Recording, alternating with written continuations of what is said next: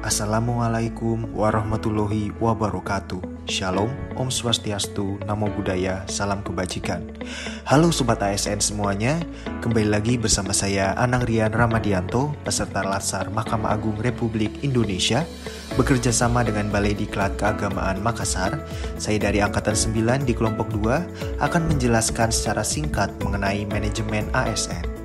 Di slide pertama, kita akan mempelajari mengenai pengertian manajemen ASN.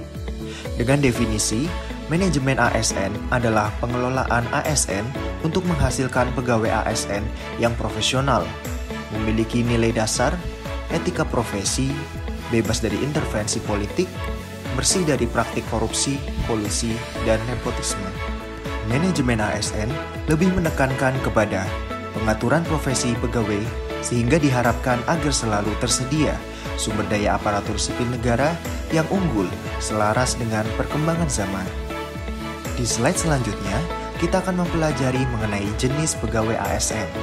Jenis pegawai ASN terdiri dari dua. Yang pertama, pegawai negeri sipil atau PNS. Dan yang kedua, pegawai pemerintah dengan perjanjian kerja atau P3K.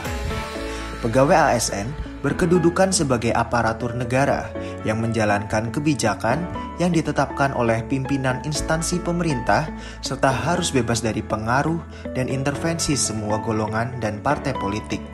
Berbicara mengenai fungsi pegawai ASN terdiri dari dua. Yang pertama, pelaksana kebijakan publik dan sebagai pelayan publik. Agar dapat melaksanakan tugas dan tanggung jawabnya dengan baik, dapat meningkatkan produktivitas, menjamin kesejahteraan ASN dan akuntabel, maka setiap ASN diberikan hak. Setelah mendapatkan haknya, maka ASN juga berkewajiban sesuai dengan tugas dan tanggung jawabnya. Selanjutnya, mengenai kode etik ASN.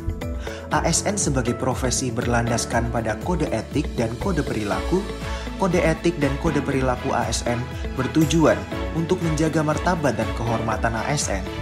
Kode etik dan kode perilaku yang diatur dalam Undang-Undang ASN menjadi acuan bagi para ASN dalam penyelenggaraan birokrasi pemerintah. Selanjutnya, sistem merit dalam pengelolaan ASN. Penerapan sistem merit dalam pengelolaan ASN mendukung pencapaian tujuan dan sasaran organisasi dan memberikan ruang bagi transparansi, akuntabilitas, objektivitas, dan juga keadilan.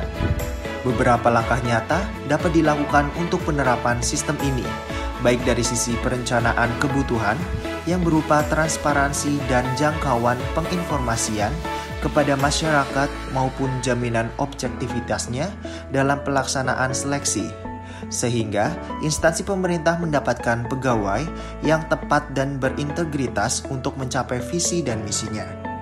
Pasca rekrutmen, dalam organisasi berbagai sistem pengelolaan pegawai harus mencerminkan prinsip merit yang sesungguhnya di mana semua prosesnya didasarkan pada prinsip-prinsip yang objektif dan adil bagi pegawai.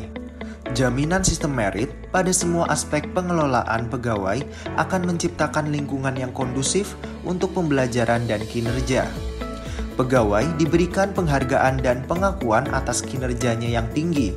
Di sisi lain, bad performance mengetahui di mana kelemahan dan juga diberikan bantuan dari organisasi untuk meningkatkan kinerja. Berikut perbedaan manajemen PNS dengan manajemen P3K. Manajemen PNS meliputi penyusunan dan penetapan kebutuhan, pengadaan, pangkat dan jabatan, pengembangan karir, pola karir, promosi, mutasi, penilaian kinerja, penggajian dan tunjangan, penghargaan, disiplin, pemberhentian, jaminan pensiun dan hari tua, serta perlindungan. Sedangkan manajemen P3K meliputi penetapan kebutuhan, pengadaan, penilaian kinerja, penggajian, dan tunjangan, pengembangan kompetensi, pemberian penghargaan, disiplin, pemutusan hubungan perjanjian kerja, dan perlindungan. Yang terakhir, mengenai perhimpunan pegawai ASN. Pegawai ASN berhimpun dalam wadah Korps Profesi Pegawai ASN Republik Indonesia.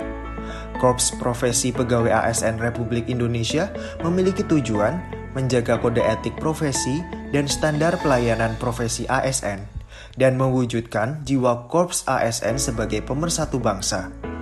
Untuk menjamin efisiensi, efektivitas, dan akurasi pengambilan keputusan dalam manajemen ASN, diperlukan sistem informasi ASN. Sistem informasi ASN diselenggarakan secara nasional dan terintegrasi antar instansi pemerintah. Sekian dan terima kasih atas atensinya dalam video manajemen ASN kali ini. Saya Anang Rian Ramadianto, mohon pamit. Wassalamualaikum warahmatullahi wabarakatuh.